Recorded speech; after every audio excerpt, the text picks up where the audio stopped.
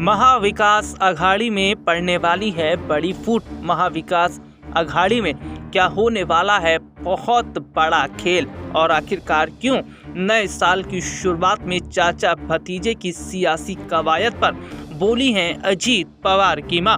दरअसल महाराष्ट्र की सियासत के पावरफुल परिवारों में से एक परिवार फैमिली की पावर दो धड़ों में बढ़ चुकी है। करीब 1.5 साल पहले अजीत पवार ने विधायकों के साथ राष्ट्रवादी कांग्रेस पार्टी एनसीपी में बगावत कर दी थी। शरद पवार की बनाई पार्टी दो धड़ों में बंट गई और कभी हमसाया रहे चाचा भतीजे पहले हालिया लोकसभा चुनाव और फिर महाराष्ट्र विधानसभा चुनाव में एक दूसरे को चुनौती देते नजर आए। लोकसभा चुनाव में नतीजे शरद पवार के पक्ष में गए तो विधानसभा चुनाव में अजीत ने चाचा की पार्टी को पटखनी दे दी। दो चुनावी फाइट के बाद अब नए वर्ष में चाचा भतीजे की पार्टियों को लेकर नई चर्चा छिड़ गई है। दरअसल महाराष्ट्र सरकार के डिप्टी सीएम अजीत की मां आशा पवार ने नववर्ष की बधाई देते हुए कहा कि नया साल सभी के लिए अच्छा हो।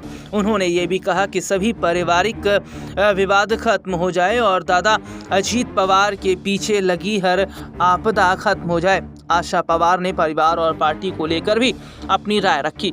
उन्होंने शरद पवार और अजीत पवार के फिर से साथ आने की कामना करते हुए कहा कि मैंने भगवान विठल से यही प्रार्थना की है। गौरतलब है कि अजीत पवार की अगुवाई वाली NCP Bharatiya Janata party BJP की अगुवाई वाले महाराष्ट्र के सत्ताधारी गठबंधन महायुति में शामिल है। एकनाथ शिंदे की शिवसेना भी इसी गठबंधन में शामिल है। शरद पवार ने अपनी ही बनाई पार्टी पर कब्जे की जंग में अजीत से पिछड़ने के बाद एनसीपी एसपी नाम से नई पार्टी बना ली थी।